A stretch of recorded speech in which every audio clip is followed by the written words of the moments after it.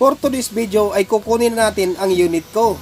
Yun nga lang, naligaw tayo. Ang turo kasi sa atin ay nasa Quezon City daw, yung pala ay nasa Caloocan. Pero okay lang dahil mayroon naman tayo ditong nakunan. Dito pala tayo mga kabayan sa Del Monte Motor Works Incorporated, kung saan dito po nila ina-assemble yung mga body ng bus tulad po ng Rimon. Yung hinahangaan nyo mga kabayan na mga gandang bus ng Rimon ng Piña Francia, so wala pong ibang may gawa nyan kundi ang Del Monte Motor Works Incorporated. Shoutout po, napaganda po ng gawa nyo. Na makarating na nga po tayo mga kabayan dito sa Caloocan sa Del Monte Motor Works Incorporated. So marami po tayo dito nakita mga bagay-bagay. So ipapakita ko po sa inyo mga kabayan ang mga ginagawa po ng Del Monte Motor Works Incorporated dito. Nandito po yung Solid North, Piña Francia, may Pintados, Jackliner, at marami pang iba mga bayan. Dito rin po pala mga bayan ginawa yung 1243 yung unit po natin. Yun mga bayan, silipin po natin yung mga ginagawa po ng Del Monte Motor Works Incorporated na mga body ng bus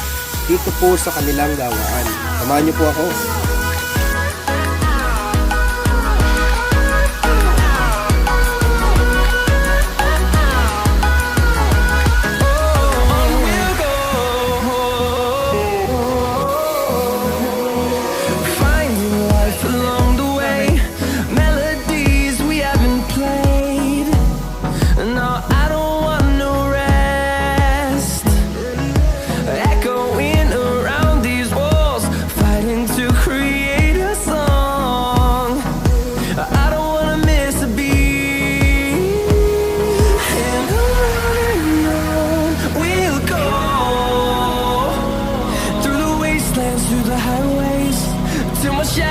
Turns to sun rays, and on we'll go through the wastelands, through the highways, and on we'll go. Overtime sila mga kabayan, no? Pinag-overtime yung ating bus. Ay, salamat sa mga empleyado ng Del Monte Motor Works. Yan. Sipag, shoutout kay supervisor dito. Pinakain tayo ng libre. Thank you. Update po pala mga bayan kay 1H. Ayan na. Sabi ni supervisor, ano na lang, 1 day na lang daw, tatakbo na naman to. Parang walang nangyari kay 1H. Yan.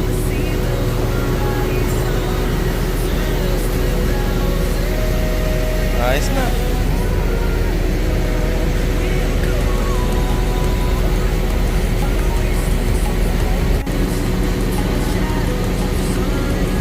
Ito yung nadurog kay 1H yung harap. Ayos na, buo na.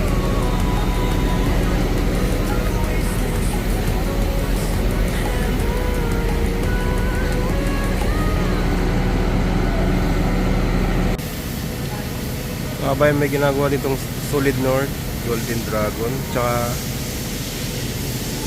Scania number 75 oh. Lazy boy ito. Abayan, may ginagawa ditong Scania Piña Francia.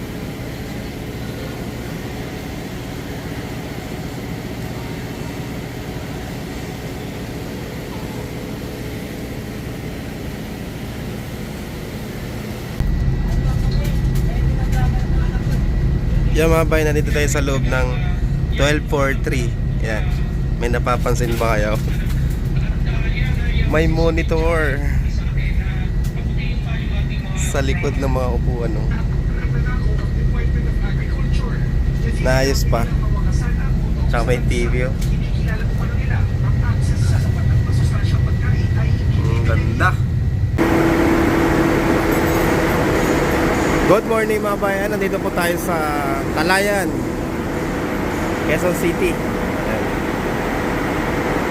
Nadala na pala natin mga bayan si 1243 galing po ng Mascardo kagabi. Ating pa tayo lumuwas kasi para walang traffic, no? So nandito tayo mga bayan sa Talayan para ipa-PDI po si 1243. Papacheck natin lahat. Simula nung lumabas siya sa Mascardo, papacheck natin lahat. Para matignan kung ano pang mga problema sa pangilalim. Parang pa double check ganon, para maging ready na sa ngayong undas mga bayan. Ayan. Para maging ready na sa biyahe natin. Okay. Thanks pala kasi niribada yung unit natin. Napakaganda. Napaka-unique. Marami nagbago sa loob mga bayan. Mamaya papasilip ko po sa inyo.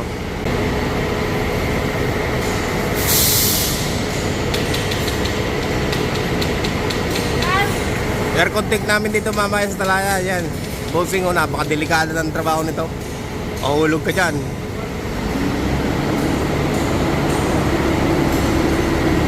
Kung mapapansin nyo mga bayan, may nagbago sa kortina, no? Iba na yung kulay. Kumbaga dati mga pula yung kortina ng bus. Eto iba, unique yung kulay. Yan, eto si Bossing, yung nag-check up ng pangilalim natin, wiring. Oo, di ba? May post pa. Yo mga bayan, so ipapakita ko po sa inyo yung loob ni 1243 para po ito sa mga kababayan kong uwi ng Bicol, sa mga kababayan kong Sorsoganon. Yan.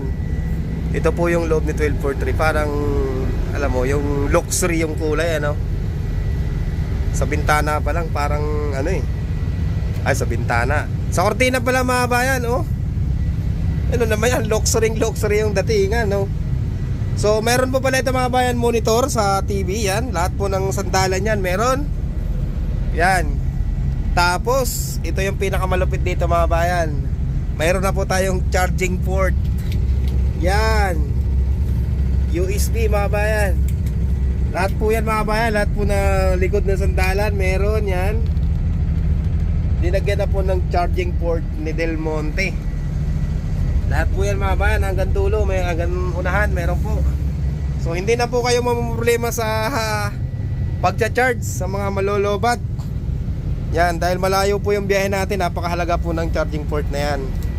Hindi na rin po kayo mabuboring, hindi na kayo mahihirapang tumingin din sa dulo, no? Dahil meron na po tayong monitor dito. Dito na lang kayo manonood yan. Ang problema ko, wala po akong USB. Baka naman mag-sponsor dyan. Yan, charging port, yan. Hindi na kayo malolobat. Always port charge. Always full charge po kayo dito sa 1243. Yan, napakagandang rebody. Yan. Yan, dito sa masarap mga bayan yan. Charging port. Meron din po dito. Yan. Hangas. Yan, naka-smart TV na rin po tayo. Oh. Tingnan nyo naman yung datingan mga bayan, no? Kulay pa lang.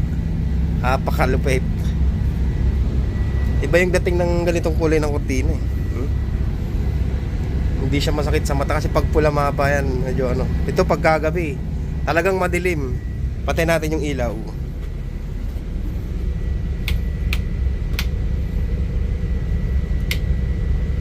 Dimmer light. Ah, clear lang. Oh. Diba? Pagka matutulog kayo mga bayan, napakaganda. Pag pinatay natin yung dimmer light, hindi, naka-flash kasi tayo. Oh. Talagang madilim, hindi kayo masisilaw. Makakatulog kayo ng maayos. Ganda. Di ba? Napakalupit talaga ito. Meron tayong monitor ng TV. Tsaka charging port. Oh, ha? Hindi na kayo mahihirapang pumunta sa harap, pupunta sa driver para makiusap na makiki-charge. Wala na, sasaksak nyo lang dyan. So kailangan nyo lang ng USB charger. Yung cord lang, ayos na. Oh, malapit na tong bumiyahe mga bayan ngayong season. Abangan po natin si 1243. Yung mga bayan, pasensya na, medyo haggard tayo, no? Kasi alas 12 natin ito nilabas kagabi. Si 1243 kasi hindi nga natin alam yung palabas dun sa sa Mascardo papunta dito sa Talaya, kaya nakamuti tayo, buti may Google Map. So yun, inaanyayaan ko yung mga kababayan kong Sorsoganon dyan. Sa lahat po ng uwi ng Bicol, yan. So ready na po si 1243 para magserbisyo sa inyo. Siyempre mga bayan, sisiguraduhin po namin na safe yung travel natin. Always po yan.